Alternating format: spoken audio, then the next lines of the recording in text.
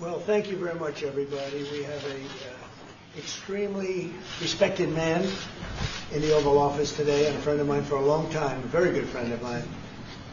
And I'm very proud of the job he's done. What he's done is incredible in terms of human rights and everything else. And he's the Crown Prince, the future king, and I just want to pay my greatest respect to your father, King, who is an amazing man. I met him early on.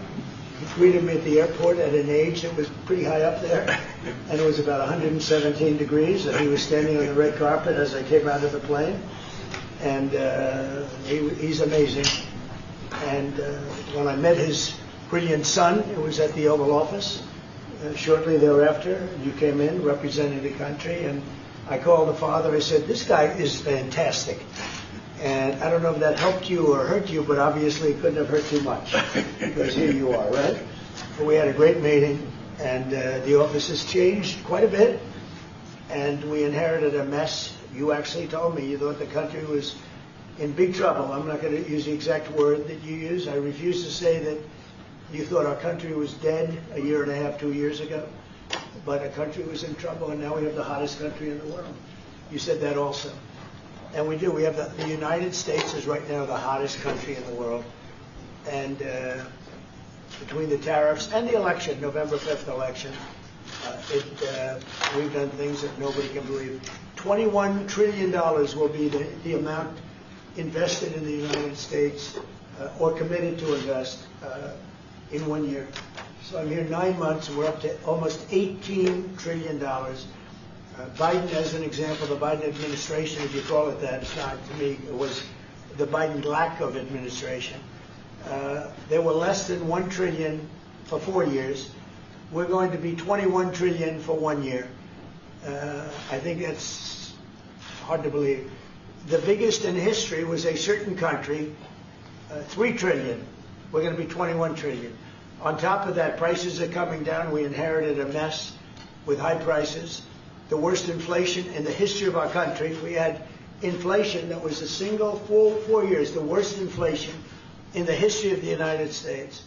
Gas prices through the roof, and that's after destroying our petroleum reserve, which was meant for wars and big emergencies, not to try and win an election. They opened up the reserve so that people get $3 less in gasoline, and it didn't work. They got about 3 cents less, because as big as those reserves are, they're peanuts when you're talking about that kind of traffic.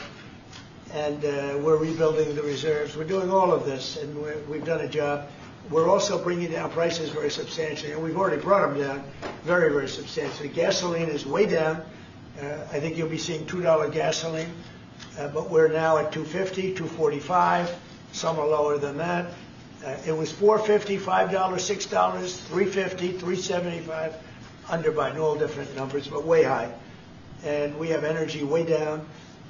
But the biggest thing to me, because I know what it means in jobs, is the fact that we're at over $17 trillion, Scott, and we expect to be around $21 trillion in 1 year. And that's many times bigger than in history. The highest number was $3 trillion. And we're going to be at $21 trillion. That means new plants, new AI, new auto plants. We have auto plants coming in from Canada, from Mexico, from Germany, from Japan.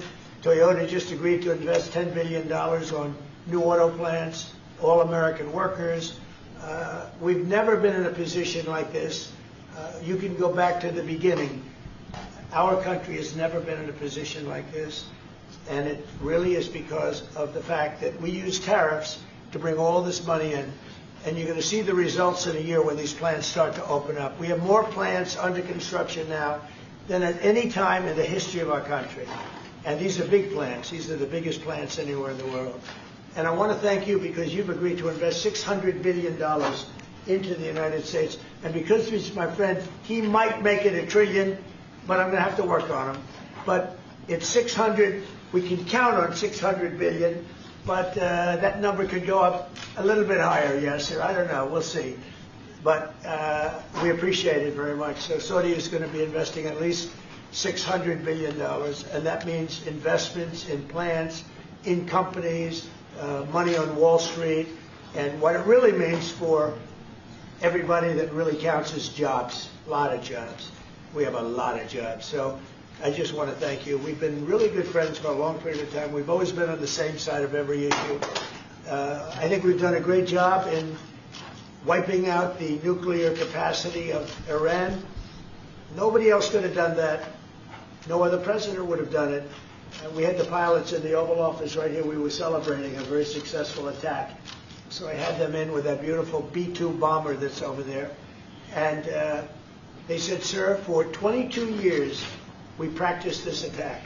Our predecessors, these were very young guys, so 22 years, they said our predecessors and us practiced the attack on Iran. But no president ever gave us the go-ahead. 3 times a year they went out and they practiced the attack. Nobody let us do it until you came along, and I let them do it because it was the right thing to do. You can't have a nuclear Iran. And so we put you in a very good position. But I just want to say it's an honor to be your friend, and it's an honor that you're here. And if you'd like to say a few words, but thank you very much. Well, thank you, Mr. President. This relation has been a relation for about 9 decades, and we've been working together for a long time. But today it's a very important time in our history because there's also a lot of things that we're working in the future. We believe in the future of America. We believe in what you're doing, Mr. President, is really creating a lot of good things and good foundation to create more economic growth, more business in America. And it will also your work for the world peace. I believe, Mr. President, today and tomorrow we're going to announce that we are going to increase that $600 billion to almost $1 trillion of investment, real investment and real opportunity by details in many areas. And the agreement that we are signing today in many areas in technology, in AI, in earth materials, magnet, etc., that will create a lot of investment opportunities. So you are doing that now. You're saying to me now that the $600 billion will be $1 trillion. Definitely, because what we are signing to facilitate that. And I like that very much. No, that's great. I appreciate that. That's great. We're doing numbers that nobody's ever done. And in all fairness, if you didn't see potential in the U.S., you wouldn't be doing it. Definitely. You don't want to lose money. As you said, Mr. President, it's the most hottest country in the planet. But what you're creating is not about opportunity today. It's about also long-term opportunity in America that will affect American economy positively in the next coming decades, preparing the right foundation of emerging technologies. That's a game changer for America in a good way, and we want to be part of it. Yeah, we're doing really well. And this, you don't see what we're doing so much because we have, although the construction industry sees it. If you look at Caterpillar, who's been incredible, the tractors, everything else, the numbers that we're doing in construction are unbelievable. Some of the plants that we're building, AI, and they're building their own electric with the plant. I gave them the right to build their own electric with the plant because no country, frankly, will have this. China's working very hard to produce enough electric, but we're beating China substantially at AI, which is a big thing. And we had a great meeting 2 weeks ago with President Xi, but on AI, we're doing well. And I have a man, David Rommel. Yes, sir. David, could you say a few words about what you're seeing on the job front and all of the some of the assets, and also how we've been helped by the Saudis in terms of the kind of investment they've made, please. Yeah, most certainly. Thank you for the opportunity.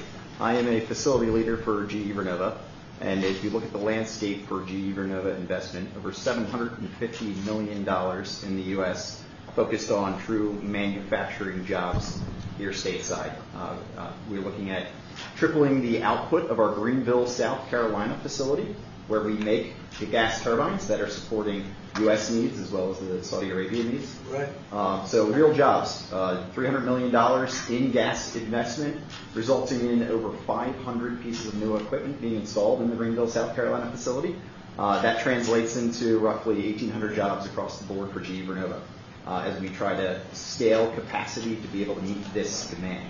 Along with that, we're partnering with local communities to build the skill set that's required to meet these capacity needs. So that talent pipeline is incredibly important. So it's real jobs in the manufacturing space. When